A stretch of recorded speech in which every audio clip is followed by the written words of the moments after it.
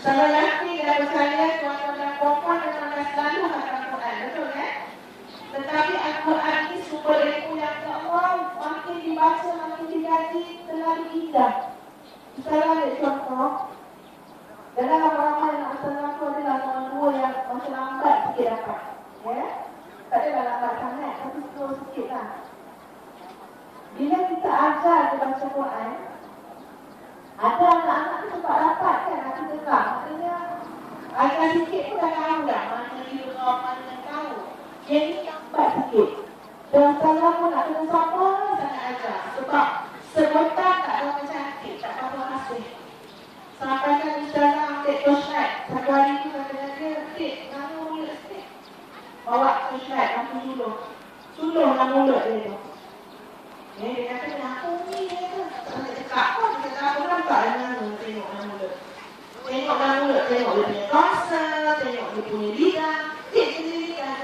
Dia punya lidah. Dia tengok lidah ni pasang ataupun tidak. Dan lepas tu, Dik, cuba lipat lidah kiri kanan. Dia pun lipat. Misalnya nak tengok keterangan. Lepas tu dia kata, okey kita jadi lipat lidah keterangan lah. Dia kata, okey semua. Tapi kenapa makhraj huruf salah? Sebab makhraj huruf, cara sebutan huruf, ada berkait juga dengan kondisi dalam kerongkong ni tuan-tuan. Sebab hembusan angin nak lalu, ketebalan lidah, panjang pendek lidah. Ustaz kata, eloklah. Ya, semua dek. Tapi lambat lah, dia tak hasil lah macam tu. Berhari-hari, berbulan-bulan ajar sampai tengah, sampai marah. Dulu anak tu belajar buat bantai depan Ustazah. Ini dia, dia bantai Ustazah. Sekarang dia bagi dia, dia baca Quran. Ini Ustazah, pada bantai partner dia. Kenapa jauh sangat ni? Takut nanti mencapai. Dia kata, kalau ini sudah mencapai, tuan-tuan, satu ketika Ustazah buka Quran, ini masuk dengan stres ni. Sebab apa ya? Tak kena ya Allah. Tidak tak pasti. Stres. Buka Quran, Ustazah berada. Kebetulan yang Ustazah baca itu surah Al-Rahman. Surah Al-Rahman sangat biasa kan dengan kita. Ustazah pun baca surah Al-Rahman. Bismillahirrahmanirrahim. Ar-Rahman 'allama al-Quran. Baca dua ayat berhenti. Tengok pada semula apa yang aku baca ni. Ar-Rahman, Allah yang Maha Pemurah. 'Allama al-Quran. Allah itulah yang mengajar manusia Al-Quran. Lepas ingat ke anak ya Allah ya Tuhan, Engkaulah yang mengajar manusia Al-Quran. Engkaulah yang mengajar manusia tak kira lidah pendek ke lidah tebal ke, ya, yang mengajar Al-Quran. Jangan kita kata tuan-tuan, anak saya mana baca Quran sebab apa, tengoklah mak dia Ustazah kan. Ya, sebab apa? Sebab Allah sebut dalam surah Ar-Rahman, Allah yang mengajar manusia Al-Quran. Bila Ustazah baca dua ayat tu tuan-tuan, baru terfikir ya Allah ya Tuhan, Engkau nak jaga hati aku sebagai ibu ya Allah. Jangan nanti bila anak kita pandai, anak kita begitu begini, kita rasa kerana genetik kita, kerana hebat di diri kita. Allah yang ajar manusia Quran. Jadi tuan-tuan baca dua ayat rasa berdosa dengan Allah. Jangan kata ya Allah ya Tuhan, memang Engkau yang ajar aku Quran, Engkau yang ajar anak-anak orang lain Quran, Engkau yang ajar semua hamba Quran. Tolong ajar anak-anakku ya Allah. Walaupun mungkin lidah tebal sikit, mungkin lidah pendek sikit, ajarkan ajar Quran ya Allah. Sebab Engkau adalah Ar-Rahman, Tuhan yang Maha Pemurah. Kalau sebelum ni tuan-tuan tengok kita ajar anak cerdik, okey Kak Long baca Kak Long. Kak Long membaca dalam Quran. Sekali bila Allah uji kita lambat sikit, kita akan kata, Dek, kita baca doa dulu Dek. Baca doa sampai setengah jam, baca Quran ni 12 minit je. Doa dari panjang dia baca Quran. Andai pula kita mohon dengan Allah yang Maha Pemurah supaya ajarkan anak kita Al-Quran. Dengan baca dua ayat, tuan-tuan kita akan rasa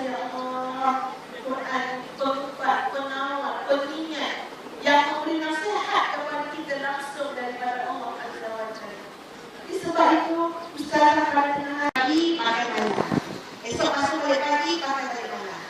Tak ada suspend langsung, tak ada surprise langsung. Suami balik kerja pun tak ada surprise nak tengok kali ni apa pula fashion dia. Tak ada, itu je lah fashion. Anak kita sekarang pun cuci-cuci kita, insyaAllah. Ya, jadi tuan-tuan, yang ketiga tadi apa? Mentadabbur. Yang keempat apa? Yang keempat menghafaz Al-Quran. Ya, harap-harap kita dengar tu ya. Yang keempat menghafaz Al-Quran. Yang kelima mengamalkan Al-Quran. Ya, yang keenam menghayati Al-Quran. Ini dengan Quran macam-macam kita boleh. Jadi bila sebut tentang hijrah, antara yang boleh kita hijrahkan mulai daripada hari ini, biarlah antara kita dengan Quran jadi lebih intim. Anak-anak tengok, ya Allah, mak saya, ya, sikit-sikit Quran, sikit-sikit Quran, sikit-sikit Quran. Ya Allah, umi saya dalam kereta baca Quran, dalam bilik baca Quran, lepas maghrib baca Quran. Anak-anak kecil ini melihat. Besok bila dia dah besar, dia jadi ibu, insyaAllah ibu-ibu mereka lah yang menjadi inspirasi kepada mereka untuk didik generasi-generasi yang akan datang. Seperti mana kita semua tuan-tuan, macam-macam yang kita belajar daripada mak ayah kita kan? Ya? Kalau Ustazah tak tahu lah mak ayah tuan-tuan, ya, kita pasti baik-baik sangat. Kalau mak ayah Ustazah, antara yang Ustazah nampak sangat penekanan dalam pendidikan anak-anak, yang pertama tentang Quran. Mak Ustazah ajar Quran tuan-tuan tak ada masa yang tentu. Kalau dia panggil, tak kira tengah hari, tengah petang, tengah malam, ikut suka hati mak nak panggil kita untuk belajar Quran. Kadang-kadang kita bawa balik sekolah. Balik sekolah tu kemudian dia kata, "Dek, mari sini kat dapur. Nak buat apa mak? Bawa Quran." Mak tengah masak dengan seduk. Ya, kakak nak baca Quran kat dapur, mak kan tengah masak. Tak apa. Mak mengajar Quran bukan dengan tangan. Mak mengajar Quran dengan telinga. Bawa Quran dengan bantal kat dapur. Kalau salah, nasib. Bergantung apa yang ada di tangan mak. Kalau tangan mak ada sayur bayam, tak sakit sangat. Zat, kena sayur kat bantal. Tak sakit sangat. Tapi kalau kat tangan mak ada seduk, sakit tak? Sakit. Tapi sakit 20 tahun dulu, manis pada Ustazah sekarang. Manis, ya Allah. Patutlah nak sungguh-sungguh tekankan pada hati, baca Quran, baca Quran, baca Quran. Sebab Quran jadi syafaat nombor satu kita dapat. Quran jadi hudan warahmah atas muka dunia. Ingat sangat tuan-tuan. Ya, walaupun dulu tak suka, sekarang appreciate. Mak tak disuka. Kalau abang nak, bab hiburan. Sangat dia berkira bab hiburan. Tak dapat nak berhibur. Tersekat-sekat nak berhibur. Ya, zaman-zaman dulu kan ada TV kan. Tapi rumah Ustazah di antara rumah yang mula-mula ada TV. Nampaknya saji dan dulu. Ya. Rumah Ustazah rumah yang mula-mula ada TV. Bila malam Jumaat dia orang kampung datang nak tengok cerita berani. Ya. Lepas tu barulah TV ada kat semua rumah. Bila TV ada kat semua rumah, zaman 80-an, zaman Hindustan, betul kan? Di sekolah tu orang cerita pasal cerita Bobby lah, Reka lah, Mama Lini lah. Ya, itu semua nama-nama zaman dulu tu, ya. Jadi Ustazah rasa macam nak tengok je Hindustan. Kawan cerita macam sedap. Bila Ustazah buka Hindustan kat rumah, abang kata, kalau buka lagi, abang hantar balik TV dekat televisi. Tak boleh tengok. Ya, bila abang keluar masjid, Ustazah pun tengok ada Hindustan kat dalam apa di dalam program TV. Dapatlah tengok sekejap. Tapi tak puas sebab apa? Dengar je bunyi terbakar, buat cepat, tutup balik. Ya, kalau nak tengok cerita Melayu pun abang kata, perlahankan. Kalau perlahan tak? Perlahan lagi. Dah perlahan tak? Perlahan lagi. Sudah semua tak terdengar kan? Bila dah tak terdengar, tutup dia lagi. Dulu kita komplain, kenapalah abang ni payah sangat kita nak berhibur. Hari ini, Allahu Akbar, terima kasih ya Allah kepada mak ayah yang kawal aku sedemikian rupa, maknanya hati kita tidak besar. Kita tak berhibur dengan cara-cara sedemikian. Nak berhibur boleh, nak panggil dengan ustaz dalam Al-Quran.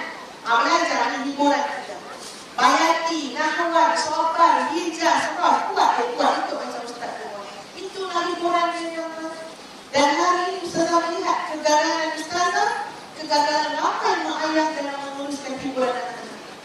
Betul tak tuan-tuan? Buka TV berapa channel ada? Mana dapat 3 banyak channel.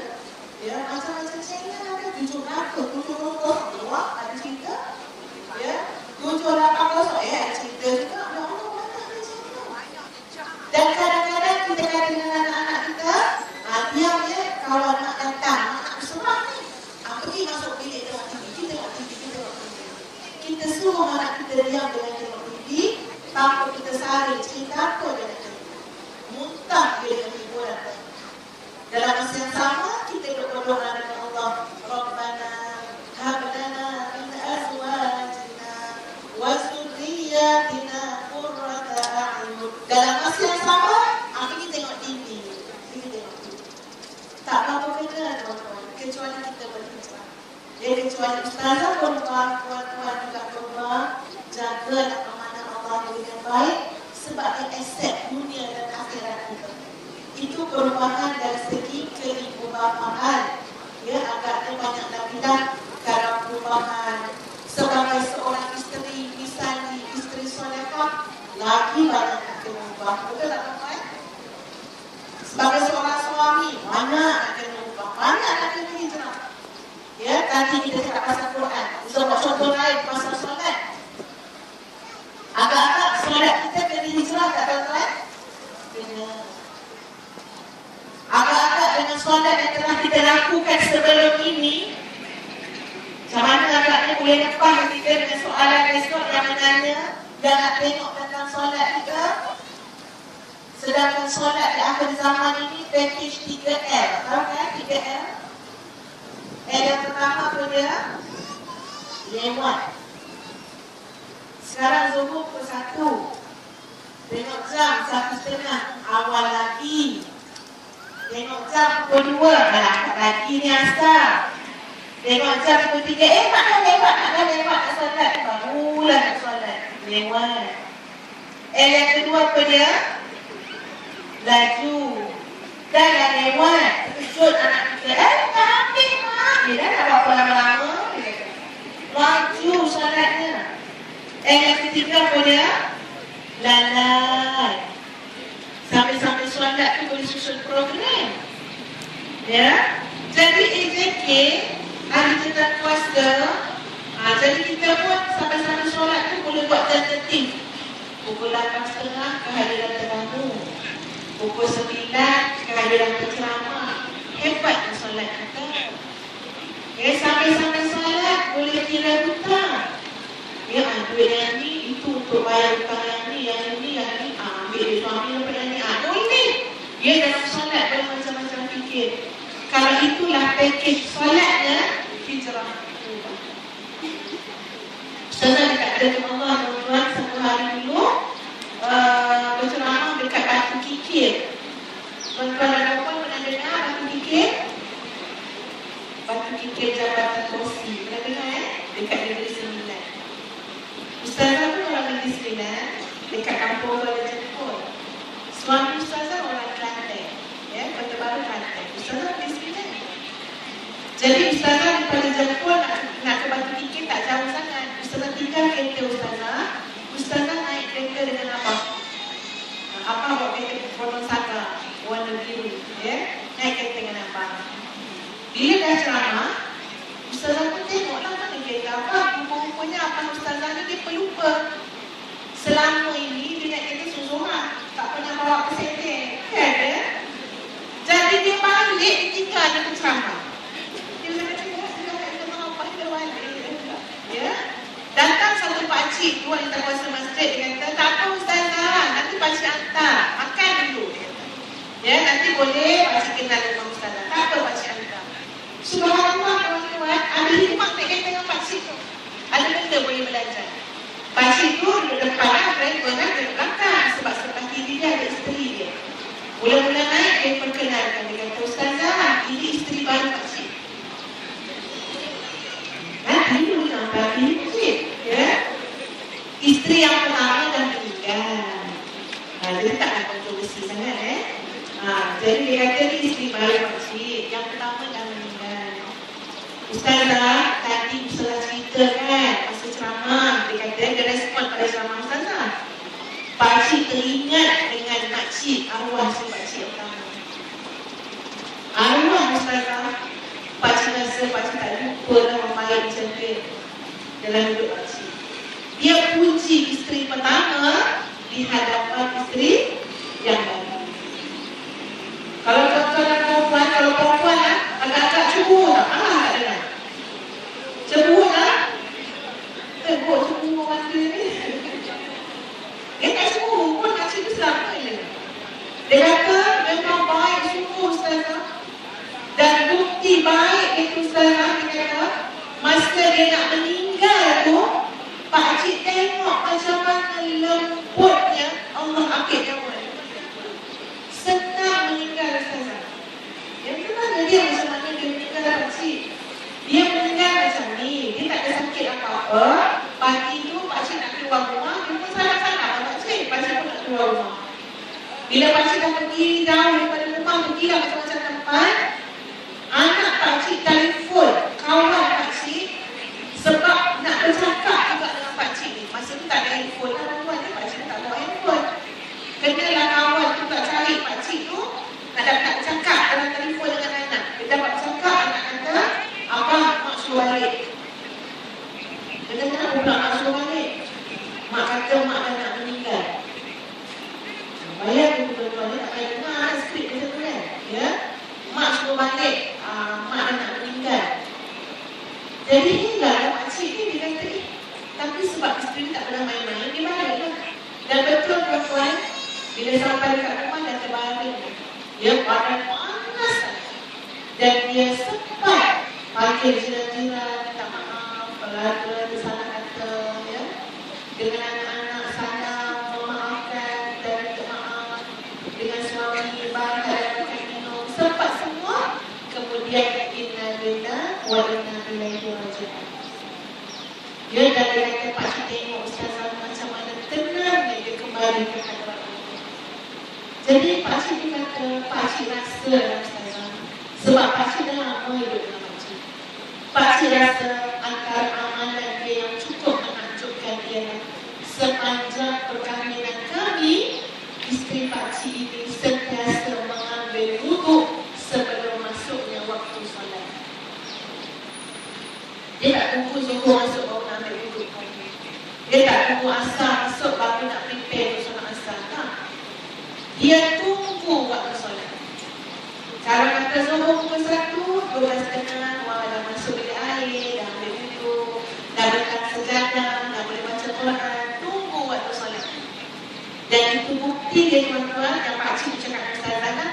Dia kata, ya Allah, ya selama hidupnya dia menunggu waktu solat, Allah nak ambil nyawa dia pun dengan cara yang cukup lembut pada pandangan mata kasar kami anak-anak. Tuan-tuan, agak-agaknya kalau dalam waktu solat ni banyak benda tak kita nak hijrahkan. Kalau daripada cerita tadi pun, ya Allah, maknanya lepas ni, ya Allah, aku kena macam tu nak bukan lagi lewat solat. Malah biar kita boleh, kalau tak boleh pun sebelum waktu, dah masuk waktu tu kita melaksanakan ibadah. Jadi banyak tuan-tuan dan perempuan tu sampai tak sempat moderator nak tanya soalan lain. Ya? Sebab banyak benda yang nak dihijrahkan. Sebagai seorang isteri yang solehah itu pernah ditanya oleh Ummu Salamah juga. Ummu Salamah tanya Nabi, ya Rasulullah, siapa yang lebih berharga? Siapa yang lebih bernilai? Siapa yang lebih utama? Wanita dunia atau bidadari syurga? Agak-agak jawapannya apa ya, tuan-tuan? Bidadari syurga. Ya. Yang tudung kuning kata bidadari syurga. Yang tudung warna lain pula, jawapannya macam mana? Ya. Nabi jawab, antara wanita dunia dengan bidadari syurga, siapa yang lebih utama? Nabi kata wanita dunia. Bila sebut wanita dunia, Ummu Salamah tanya, bagaimana ya Rasulullah? Maka Rasulullah SAW menjelaskan, wanita dunia jauh lebih bernilai daripada bidadari syurga dengan salatnya, puasanya, ketaatannya kepada Allah dan ketaatannya kepada suami. Kalau cukup syarat tuan-tuan, kita jauh lebih bernilai daripada bidadari syurga. Bidadari syurga akan jadi pengiring orang kanan kita di dalam syurga. Kita puas dia. Ya, jauh lebih bernilai. Sebab itu kalau berhijrah sebagai seorang isteri, banyak sudut yang boleh kita berubah. Nabi SAW sebut, siapa dia wanita solehah? Idza nazara ilaiha sarrathu. Apabila dipandang oleh suaminya, dia pasti menggembirakan, melapangkan dada seorang suami. Macam mana perempuan para isteri rahimah? Ya, agak-agak suami kita seronok kita ada rumah ke, ataupun seronok kita datang program ni. Dia setiap anak-anak itu program ni sampai pukul apa tu dia kata. Ya, rasa-rasa sampai subuh lah. Kenapa tak buat sampai isyak? Rumah kita dah tenang lagi mak kau tak ada ni. Dia kata ya. Tuan-tuan, kita kena ukur juga suami kita ni bangga tak dengan kita. Suami kita ni lapang hati tak dengan kita. Sebab itu syarat. Idza nazara ilaiha, tengok saja sarrathu. Seronok tengok isteri sendiri. Ya, sebab itu tuan-tuan, zahir dan batin kena ubah. Macam-macam nak ubah ni. Hati nak ubah, zahir nak ubah, penampilan nak ubah. Soalan jujur daripada ustazah, khusus kepada para muslimah ya, muslimin boleh dengar dulu. Agak-agak penampilan kita mana lebih lawa? Dalam rumah ke atau keluar rumah? Jawapannya jujur. Boleh jawab kuat-kuat sikit? Kat luar. Ya, kat luar rumah bling-bling. Dalam rumah satu-satu campur. Ya, betul tak? Kat luar rumah kita jauh lebih cantik daripada dalam rumah. Kalau pergi balik, nak apa ni? Sedangkan Nabi kata, wanita yang solehah dilihat oleh suami dalam rumah lebih membahagiakan